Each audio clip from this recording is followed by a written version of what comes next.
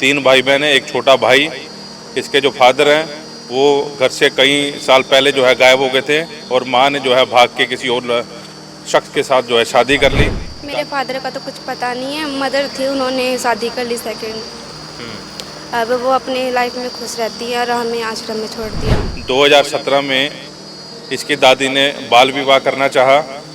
इसकी छोटी बहन को किसी अन्य समुदाय के परिवार को मात्र 500 रुपये में बेच दिया। 3-4 रिश्ते पहले ढूंढ चुके थे तो उनमें कोई पैसे की ज़्यादा वो नहीं मिली, तो जिससे मिली वो 40 साल का आदमी था, उसके 4 बच्चे थे। बाल अनाथालय में पढ़ते पढ़ते जो है आज ये 10वीं जो है इसने कर ली है और 10वीं 83 मार्क्स जो हैं इसके आए हैं, अच्छे अंक।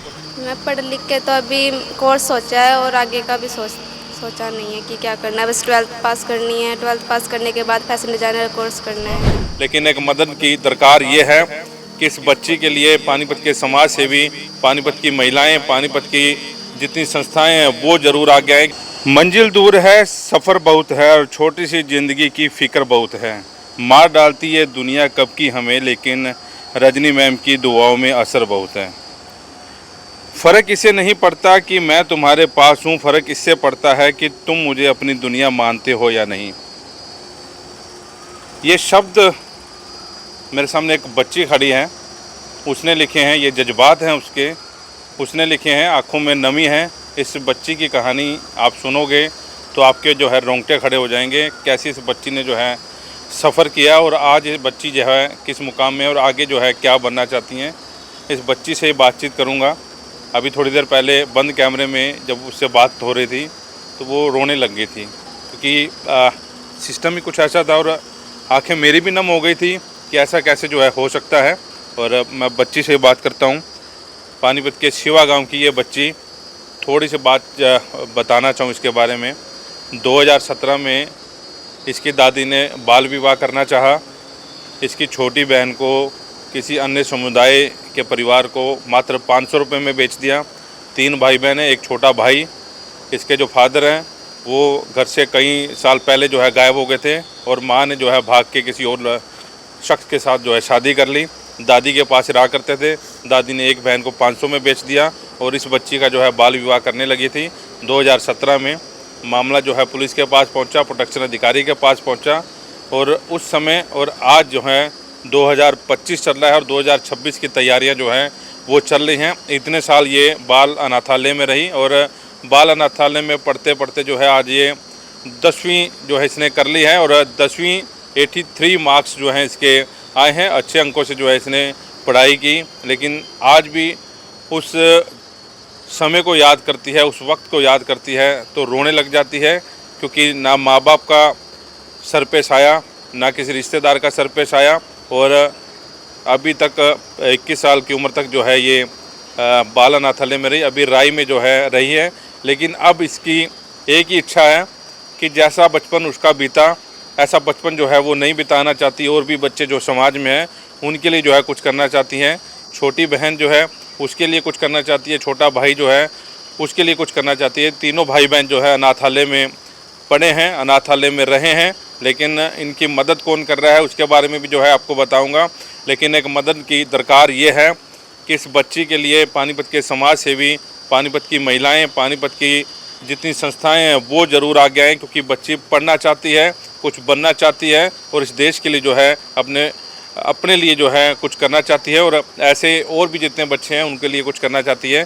तो इसके मुंह से ही सुनते हैं कि वो दौर, वो समय कैसा था। और ये लाइनें जो हैं, ये लाइनें खुद जो है इस बच्ची ने अपने हाथ से लिखी हैं और ये राइटिंग इतनी प्यारी है, कंप्यूटर को भी फेल करती है। मैं बातचीत करूँगा, इसका नाम नहीं बताऊँगा, सिर्फ गाँव का नाम बता रहा हूँ। किरण नाम जो है मैं इसको दे रहा हूँ, किरण नाम से जो है इससे हम संबोधित करेंगे। बेटा कितने साल के हो भी? मैं 21। क्या हुआ था 2017 के दौरान? आपके फादर मदर कहाँ हैं? आपकी दादी ने क्या हालात किया आपके साथ? मेरे फादर का तो कुछ पता नहीं है, मदर थी, उन्होंने शादी कर ली सेकंड। अब वो अपनी लाइफ में खुश रहती है और हमें आश्रम में छोड़ दिया। मतलब मेरी दादी ने सोचा कि जब इनके माँ बाप नहीं है तो इनको इधर उधर कर दूँ, बेच दूँ, शादी करा दूँ। मेरे भाई का पहले सोचा कि उसको भेज देते हैं, तो मेरे भाई, मैंने मना कर दिया था, तो छोटे वाले को भेज दिया, किसी को दे दिया गोद। उसका कुछ नहीं पता कि कहाँ पे रहता कहाँ नहीं। और मेरी सिस्टर है, उसको 500 रुपये में किसी मुसलमान को दे दिया था। और फिर मेरा नंबर आया तो मुझे 40 साल के एक आदमी के साथ शादी कर रहे थे। 40 साल के किसी के साथ शादी करने जा रही थी आपकी दादी? हाँ जी। तो फिर उसके बाद मुझे लगा कि मतलब ये आदमी मेरे से मिलने आ रहा है, तो फिर उस टाइम मुझे डाउट नहीं हुआ था। जब इतने सारे पैसे देखे 5 लाख रुपए घर में कि एकदम से कहाँ से आए, तो उन पैसों का मैंने पता लगाया। फिर जाके मुझे लगा कि हाँ मेरी शादी कराई जा रही है, अगले दिन लेने आ रहे हैं। तो मैं उससे 1-2 दिन पहले मैं वहाँ से निकल गई, झाड़ियों में रही 3 दिन अपने भाई को लेके। तो 3 दिन के बाद मैं बाहर निकली वहाँ से।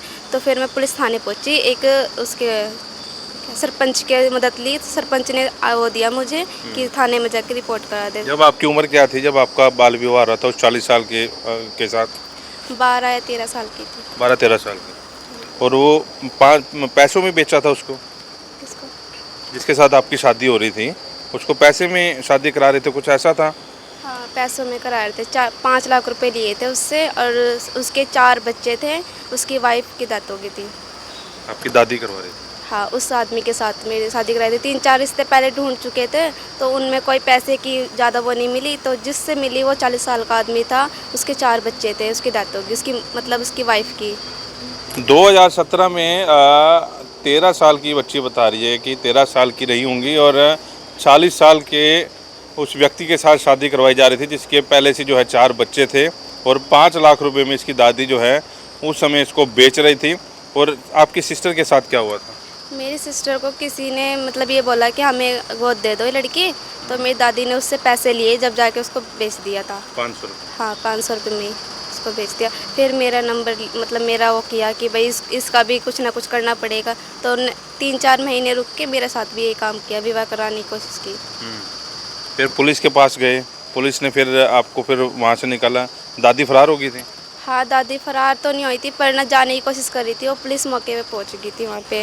तो पुलिस ने फिर मुझे और दादी को लेके आए वहाँ पे। तो मैंने दादी के बारे में बताया। दादी ने बोला कि हाँ ऐसे ऐसे बात है। तो बोले पुलिस वाले कि इनको जेल में डाल दे। तो मैंने मना कर दिया था कि मतलब बुढ़ी हो रही है थोड़ी, फिर कभी मर जाए, वो हमने मना कर दिया था। आपकी माँ क्यों छोड़ के चली गई थी आपको? मेरे पापा काम नहीं करते थे, मेरी दादी मतलब ताने देती थी। रोना नहीं, रोना नहीं, रोना नहीं, बात करनी है, ब्रेव बच्ची है तू। तो फिर उसके बाद अपनी माँ से मिले, माँ से दूसरी शादी कराई फिर? हाँ, मिलने गए थे। रजनी मैम हमें मिलाने लेके गई थी। तो उन्होंने बोला कि मेरे बच्चे नहीं हैं। तो मैम को बहुत गुस्सा आया था। तो हम थोड़ी देर बात की, तो मम्मी ने थोड़ा वो किया कि हाँ थे, पर अब मैं मतलब इस लाइफ में खुश रहना चाहती हूँ। मैं अभी पास्ट नहीं बताना चाहती। जो मेरा हस्बैंड है उसको मेरी ज़िंदगी ख़राब हो जाएगी अगर मैंने बता दिया। तो मेरे बच्चे थे ये, इसलिए नहीं बताया उन्होंने, मम्मी ने उनको। जब सामने गए थे माँ के दिल पे कुछ हुआ नहीं कि मेरे बच्चे आ गए हैं, गले लगाए? नहीं, ऐसा कुछ नहीं हुआ था। बस वो ये सोच रही थी कि मेरे पति को ये ना पता चल जाए ये मेरे बच्चे हैं, इसलिए घबरा रही थी, थोड़ा बहुत रोई थी, बस और कुछ नहीं। उसके बाद संपर्क करने की कभी कोशिश नहीं करी? नहीं, फिर रजनी मैम ने धमकी दी थी कि एक बार आके या तो तू इनको सरेंडर कर जा या तो इनको रख ले, ऐसे बोला। तो फिर मम्मी प्रेग्नेंट थी इसलिए छोड़ दिया था उस टाइम पे। तो कुछ महीने के बाद जब मम्मी प्रेग्नेंट से निपटी तो जब आई थी वहाँ पे तो सिलेंडर कर दिया था हमें। तो फिर हम अनाथ आश्रम में रह रहे हैं इतने सालों से। वहीं पढ़ाई लिखाई चल रही है? हाँ, पढ़ाई लिखाई सब कुछ हो रहा है वहीं पे। राई में हो अभी आप? पहले पानीपत में थे 2 साल रहने के बाद वो आश्रम बंद हो गया तो हम राय शिफ्ट कर दिए थे। मैं जिस जगह से ये खबर कर रहा हूँ ये प्रोटेक्शन अधिकारी का ऑफिस है, यानी कि रजनी गुप्ता का ऑफिस है। यहाँ पर किसी काम के लिए आए थे तो इस बच्ची को हमने देखा। जब इस बच्ची के बारे में जानकारी लेनी चाहिए, जब इसके बारे में सुना तो मैंने भी चाहा कि इस बच्ची का जो दर्द है वो लोगों के सामने ज़रूर आए और ये बच्ची क्या करना चाह रही है इसके लिए आप हाथ जो है ज़रूर बढ़ाएं, क्योंकि पानीपत के वो समाज सेवी हमेशा अग्रणी रहते हैं जब ऐसी जो है विपदा आती है। तो मेरे को लगता है कि इस खबर के चलने के बाद जो है कई लोग जो है सामने आएंगे और इस बच्ची का हाथ जो है ज़रूर पकड़ेंगे। बच्ची राई में थी और राई में जो है अभी वहीं पर इसने जो है 10वीं पास की है। 10वीं जो है अच्छे अंक से जो है बिना ट्यूशन रखे 83 जो है नंबर आए हैं, परसेंटेज जो है नंबर इसके आए हैं। और बच्ची और अभी पढ़ना चाह रही है, अपने भाई बहनों के लिए कुछ करना चाह रही है और समाज के लिए कुछ करना चाह रही है। तो अभी दूसरी बड़ी बात यह है कि अभी प्रोटेक्शन अधिकारी जो है अभी सारा खर्चा जो है इस बच्ची का उठा रही है, वहाँ पर पीजी में जो है रख रही है। और आगे क्योंकि 21 साल की हो गई है वहाँ से रिलीव हो गई है, क्योंकि जब बच्चा 21 साल का हो जाता है तो आश्रम वाले जो हैं वो भी, बाल सुधार गृह वाले वो भी जो है रिलीव कर देते हैं। अब बच्ची आगे की ज़िंदगी जो है जीना चाहती है, इनसे वो बातचीत करते हैं। अभी 10th होगी आपकी सिस्टर कहाँ पढ़ रही है और आपका भाई क्या कर रहा है? मेरी सिस्टर अभी 11th में है, सीनियर सेकेंडरी स्कूल में, वंदना में। और मेरा भाई खानपुर में रहता है, वो करता है स्पोर्ट्स में, फर्स्ट आता है, सेकंड आता है। वो खेल कूद में आगे? हाँ, खेल कूद में ज़्यादा आ गया और पढ़ाई में भी बहुत अच्छा है, सारी एक्टिविटी कर लेता है, डांस उन सब कुछ। आपने फिर वो बचपन तो नहीं जिया होगा जो बचपन जिस उम्र में बच्चे जीते हैं, खेलना कूदना, क्योंकि छोटी सी उम्र में मुसीबत पड़ गई थी आपके सिर पे। नहीं, छोटे मतलब जब बचपन में थे तो मैंने अपने भाई का सबसे ज़्यादा ख्याल रखा। उससे पहले मेरी बहन थी, तो सबसे ज़्यादा मुझे भाई से लगाव है, क्योंकि मैंने सबसे ज़्यादा उसी को पाला है। अपनी पढ़ाई को भी सब कुछ छोड़ के सबसे ज़्यादा मैंने भाई का ही ध्यान रखा है। आगे क्या करना चाह रहे हैं? आगे जैसे अभी पहले बचपन था हमारा कि हमें 2 रोटी नहीं मिलती थी, अब उसको ये चाहते हैं कि औरों के साथ भी अच्छा हो और हमारे साथ भी आगे के लिए अच्छा हो। क्या पढ़ना चाह रहे हो? पढ़ लिख के क्या बनना चाह रहे हो? मैं पढ़ लिख के तो अभी कोर्स सोचा है और आगे का भी सोचा नहीं है कि क्या करना है। बस 12th पास करनी है, 12th पास करने के बाद फैशन डिज़ाइनर कोर्स करना है। असल में होना तो ऐसा चाहिए था कि प्रशासन को अब तक जो है, क्योंकि उस माँ के खिलाफ भी अभी तक कोई कार्रवाई नहीं हुई।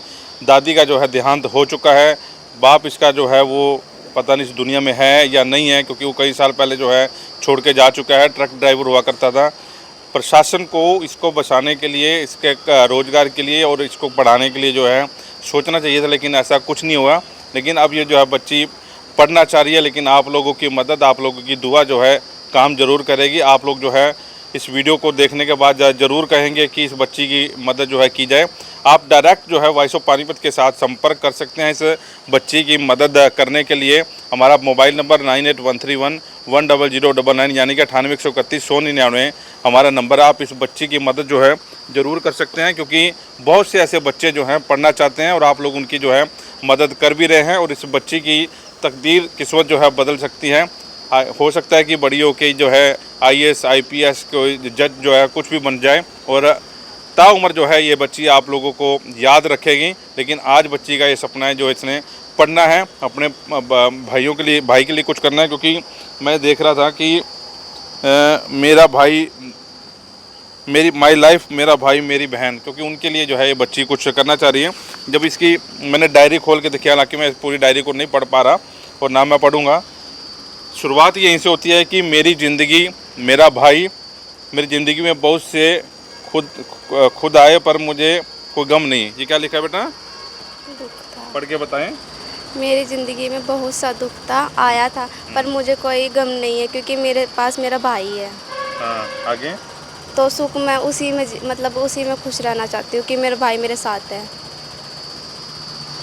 तो उम्मीद फिर से ये करते हैं कि आप इस बच्ची की ये जो कहानी है, ये जो इसके साथ आप बीती है, आप बीती तो ये भूल गई, लेकिन भूलेगी सारी उम्र तो याद तो रहेगा, लेकिन ये भूलना चाहती है उस आप बीती को, आगे जो है कुछ करना चाहती है। अब मैं मिलवाने जा रहा हूँ उस शख्स से जिस शख्स से ये मिली, कैसे उससे मिली और आज की डेट में जो है उसकी क्या वो मदद कर रही है। सैलरी आती है उसकी, उस सैलरी से जो है लगभग जो है 45% जो है इसकी पढ़ाई या इसके PG पर जो है वो खर्च करने जा रही है। लेकिन वो भी चाह रही है कि कुछ ऐसे शख्स मिल जाएं जो इस बच्ची का जो है हाथ पकड़ लें और उसे जो है पढ़ाने में मदद करें उसकी। और क्योंकि बच्ची जो है पढ़ाई में अच्छी है, लिखने में अच्छी है और 3 भाई बहन हैं, अगर तीनों को जो है अडॉप्ट कर लेते हैं तो इन बच्चों की जो है ज़िंदगी बन सकती है। बट आप चाहते हो कि जैसी मेरी ज़िंदगी बीती है ऐसी किसी और बच्चे की ज़िंदगी ना हो? नहीं, ऐसा बिल्कुल नहीं होना चाहिए। सबका परिवार अच्छा होना चाहिए, बहन भाई सब एक साथ, पेरेंट्स होने चाहिए। अगर वे नहीं है तो कोई भी खुश नहीं रहता। चलिए, ये इस बच्चे की वीडियो थी। अगली वीडियो जो है, अगली वीडियो में मैं दिखाता हूँ, उस अधिकारी से मिलाता हूँ जो सैलरी से जो है इसका खर्च जो है चला रही है।